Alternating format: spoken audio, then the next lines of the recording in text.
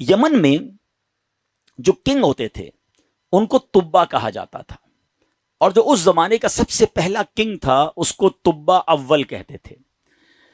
تبا اول بہت بڑا بادشاہ تھا، مسلمان تو تھا نہیں، ایمان تو لایا نہیں تھا، مگر تبا اول کا پلان یہ تھا کہ اس نے ایک بہت بڑا لشکر بنایا۔ اچھا، اس لشکر میں اس نے پلان یہ کیا کہ اس کے پاس 1,13,000 پیدل چلنے والے تھے اور 1,30,000 کے قریب گھوڑا چلانے والے، گھڑ سوار، horse rider. Try to imagine کتنا بڑا اس کا جلوس تھا، کتنا بڑا لشکر تھا۔ وہ اپنے پورے لشکر کو لے کر اس نے پوری دنیا کو ٹریول کرنے کا پلان کیا۔ اچھا، وہ جس شہر میں جاتا سارے شہر کے لوگ باہر آ جاتے، ڈر بھی جاتے، روب میں بھی آ جاتے کہ اتنا بڑا جلوس لے کر ہی آیا ہے، اس کا استقبال بھی کرتے، اور ہر شہر سے وہ 10 اسکالرز، ان کے 10 علماء اپنے ساتھ لے جاتا۔ اتنا لانگ ٹرپ ہو گیا کہ اس کے پاس 4,000 علماء ہو گئے۔ آپ انڈرسٹینڈ کریں کہ کتنے شہروں میں وہ گیا ہوگا، 4,000 علماء جمع ہو گئے۔ اب وہ ٹریول کرتے کرتے کرتے مکہ پاک پہنچا۔ اچھا، مکے جب وہ انٹر ہوا تو مکے کے لوگوں نے کوئی اس کو رسپیکٹ نہیں دی، کوئی اس کا استقبال نہیں کیا، اور کوئی جناب اس کا کوئی روب بھی نہیں پڑا۔ تو اس نے اپنے وزیروں کو بلایا کہ یہ کیسے لوگ ہیں، یہ شہر کیسا شہر ہے، نو بڈی کوئی استقبال بھی نہیں ہوا، کوئی ہمارا روب بھی نہیں ہے، کوئی دبدبہ بھی نہیں ہے، ٹیک کیئر بھی نہیں کیا انہوں نے ہمیں۔ تو اس کے وزیروں نے بتایا کہ بات یہ ہے کہ یہ مکے والے جو ہے نا، ان کے پاس ایک بہت کمال کی عمارت ہے جس کو یہ کعبہ کہتے ہیں، اور یہ کعبے کا طواف کرتے ہیں۔ کعبے میں انہوں نے بت رکھے ہوئے ہیں۔ آپ کو یاد ہوگا کہ نبی پاک کی آمد سے پہلے کعبے میں تو بت تھے، تو یہ کعبے کی رسپیکٹ کرتے ہیں، باقی کسی کو گھاس واس نہیں ڈالتے۔ تو بڑا کرو فر والا کنگ تھا، اتنا بڑا لشکر تھا، اس نے کہتا اچھا ایسی بات ہے تو میں کعبے کو ہی گرا دیتا ہوں، کعبہ ہی ڈیمولش ہو جائے گا تو یہ کس کا طواف کریں گے، پھر یہ سب میرے پاس آ جائیں گے۔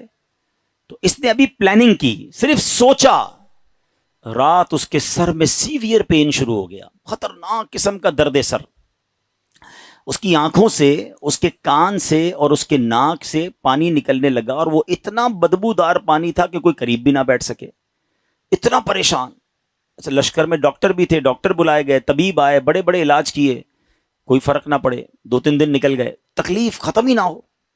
تو ایک جو ڈاکٹر تھا، جو سب سے بڑا ڈاکٹر تھا، اس نے کہا دیکھیں یہ معاملہ جو ہے نا، مجھے آپ کی بیماری کا نہیں لگ رہا، یہ کوئی آسمانی معاملہ ہے، آپ کسی عالم سے پوچھیے۔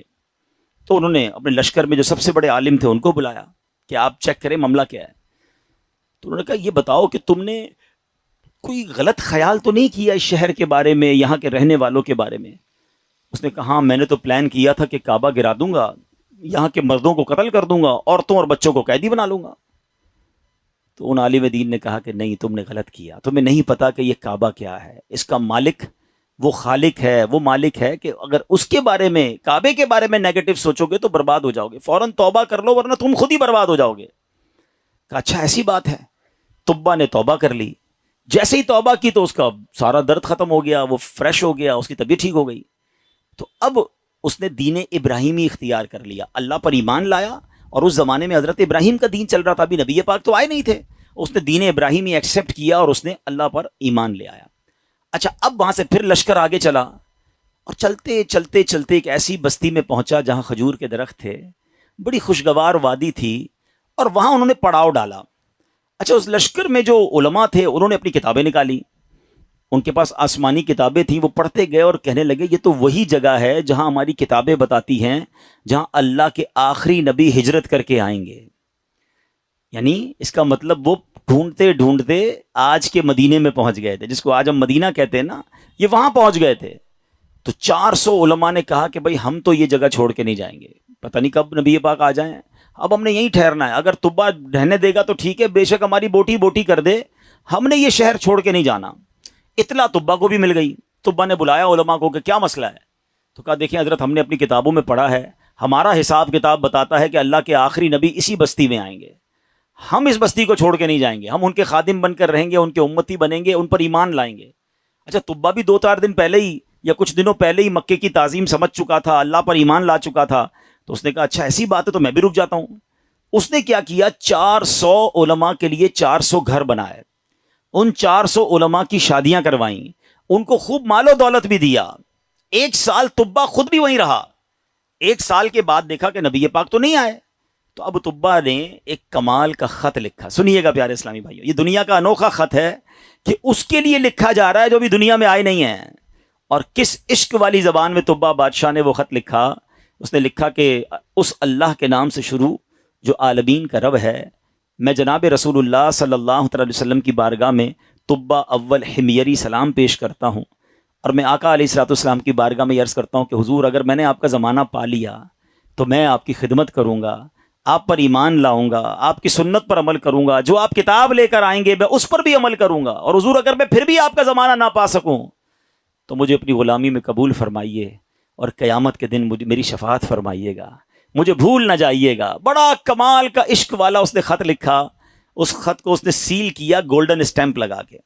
اچھا, ایک اور مکان بنایا اس نے, اور جو اس وقت کے سب سے بڑے عالم تھے ان کو وہ لیٹر بھی دیا, اور کہا جب آپ نبی پاک سے اگر آپ کی ملاقات ہو جائے نا تو میرا خط انہیں دیجیے گا, یہ مکان بھی انہیں گفٹ کر دیجیے گا, اور اگر نہ ہو تو آپ اپنے بچے کو کہیے گا, آپ کا انتقال ہونے لگے تو اس کو یہ لیٹر دیجیے گا, اس کو کہیے گا وہ اپنی اولاد کو دے, تاکہ کسی طرح یہ خط جناب آخری نبی صلی اللہ تعالی علیہ وسلم تک پہنچ جائے. یہ کیسا عشق ہے. اب ذرا سنیے گا. طبا اول حمیری کا بعد میں وہ مدینے سے آگے گیا اور جا کے اس کا انتقال ہو گیا. آفٹر 1000 years, 1000 سال بعد 12 ربیع الاول والے دن مکہ مکرمہ میں نبی پاک کی ولادت ہوتی ہے, آقا کی تشریف آوری ہوتی ہے. نبی پاک 53 سال مکے میں گزارتے ہیں, اور اس دوران حضرت مصعب بن عمیر صحابی رسول ہیں, ان کو پیارے آقا مدینے بھیجتے ہیں کہ وہاں جا کے اسلام کی دعوت دو. مدینے میں تو فوراً اسلام پھیلنا شروع ہو گیا. علماء کہتے ہیں جو اتنی تیزی سے اسلام مدینے میں پھیلا نا, اس کی بڑی وجہ یہ تھی جو یہ انصار صحابہ تھے نا. مدینے والوں کو کیا کہتے ہیں؟ انصار. مکے والوں کو کیا کہتے ہیں؟ مہاجرین. تو جو انصار تھے نا یہ سارے انہی 400 علماء کی اولاد میں سے تھے. They were waiting from last 1000 years for رسول پاک علیہ الصلوۃ والسلام. یہ تو 1000 سال سے انتظار کر رہے تھے. جیسے ہی حضرت مصعب بن عمیر پہنچے, دیگر مبلغین پہنچے, اللہ کے رسول کی باتیں بتائیں, اسلام کی باتیں بتائیں, دھڑا دھڑ لوگ اسلام قبول کرنے لگ گئے. اچھا, اب قبیلے کے لوگ بیٹھے کہ آخری نبی تو آ گئے ہیں مکے میں, ہمارے پاس ایک لیٹر ہے, اب وہ پہنچانا ہے انہیں. انہوں نے مشورہ کر کے, ایک صحابی تھے ان کا نام تھا حضرت ابو لیلہ انصاری رحمت رضی اللہ تعالیٰ عنہ, ان کو کہا کہ آپ جائیے, جا کے مکے میں نبی پاک کو یہ خط دے کر آئیے. ان صحابی نے ٹریول کیا. جب وہ ٹریول کر کے جانے لگے تو ان کو کسی نے بتایا کہ نبی پاک مکے سے پہلے ایک وادی میں بیٹھے ہیں, صحابہ کرام کے ساتھ جلوہ فرما ہے. اچھا, انہوں نے نبی پاک کو نہیں دیکھا, نبی پاک نے انہیں نہیں دیکھا. سوشل میڈیا کا زمانہ تو تھا نہیں نا کہ کسی طریقے سے دیکھ لیتے. اچھا, یہ گئے اس دربار میں, جیسے ہی داخل ہوئے کمرے میں, نبی پاک صحابہ کے ساتھ بیٹھے ہیں, وہ کمرے میں داخل ہوئے, پیارے آقا فرماتے انتا ابو لیلہ, تم ابو لیلہ ہو. وہ شاکڈ ہو گئے کہ میرا نام کیسے ان کو پتہ چل گیا. کہ جی یا رسول اللہ, میرا نام ہی ابو لیلہ ہے. فرمایا تمہارے پاس میری ایک امانت ہوگی, مجھے وہ خط دے دو.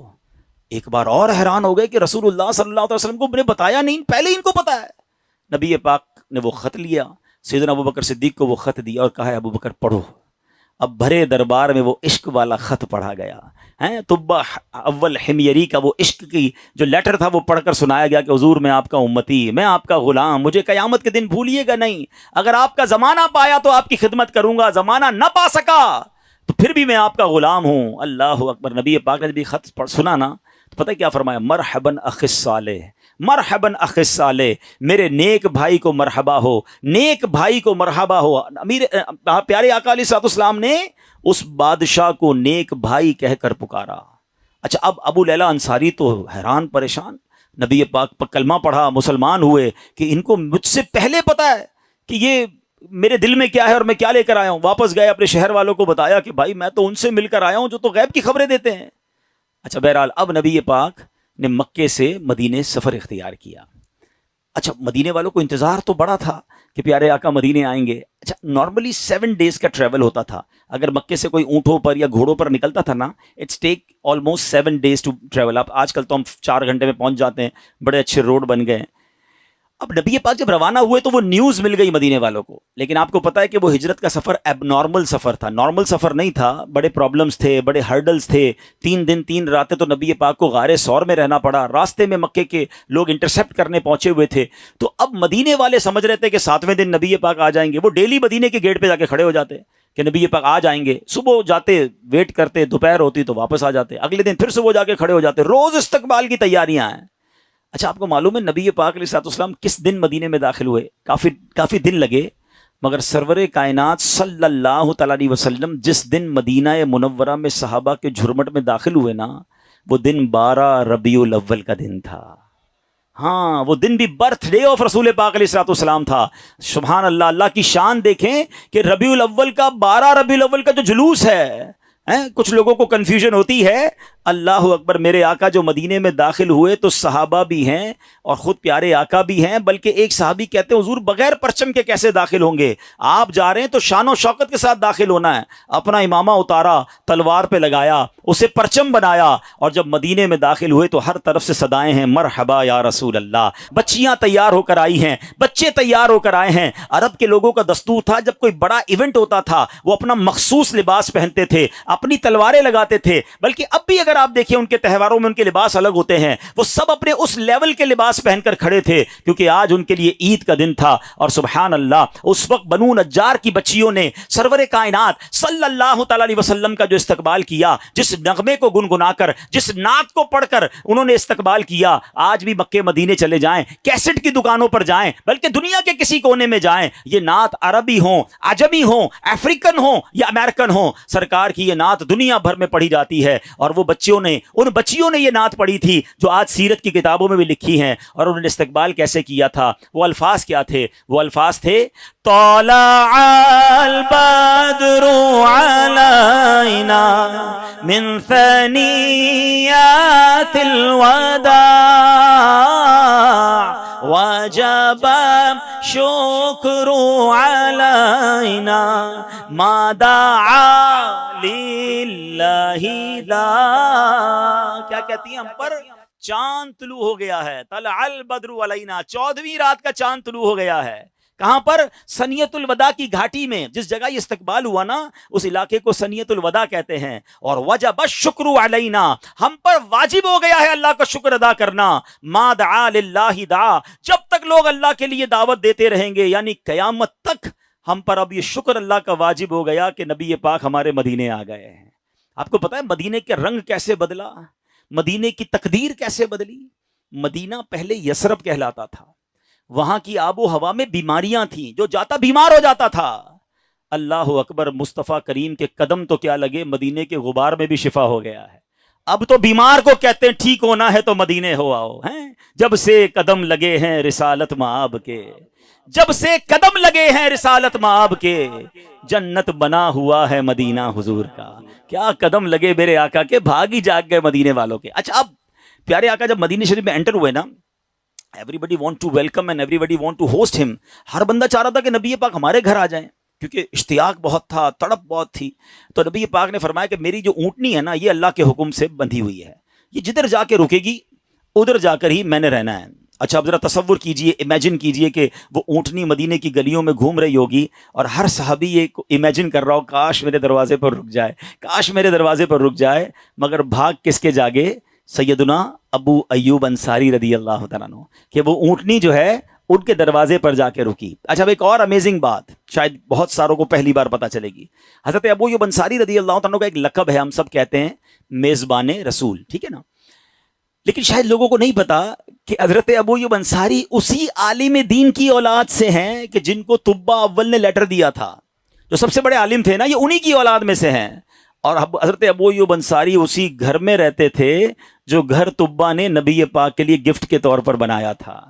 گویا مطلب یہ بنا کہ یہ گھر نبی پاک کا ہی تھا، حضرت ابو ایوب انصاری اس کو ٹیک کیئر کر رہے تھے۔ آقا کسی کے مہمان نہ بنے، بلکہ سچی بات یہ ہے کہ میزبان نبی پاک تھے، مہمان ابو ایوب انصاری تھے۔ اور یہ کیسے ہو سکتا ہے کہ نبی پاک جن کے صدقے یہ کائنات بنی ہے؟ امام عشق و محبت اعلیٰ حضرت بڑا کمال کا شعر لکھتے ہیں، آپ فرماتے حضور یہ کائنات جب آپ کے لیے بنی ہے، آپ کی وجہ سے بنی ہے، تو پھر سارا زمانہ تو اس میں مہمان ہوا نا، اصل میزبان تو آپ ہیں۔ آپ کہتے ہیں آسمان خان زمین خان زمانہ مہمان، آسمان خان زمین خان زمانہ مہمان، صاحب خان نالا کب کس کا ہے تیرا تیرا صاحب خواہ، نالا کب کس کا ہے تیرا۔ اب یہ عشق والی داستان سیکھنے کو کیا مل رہا ہے کہ یہ شان ہے میرے مصطفیٰ کی کہ دنیا میں آئے نہیں ہیں مگر چاہنے والے موجود ہیں، دیوانے موجود ہیں، سرکار پر سب کچھ نچھاور کرنے والے موجود ہیں۔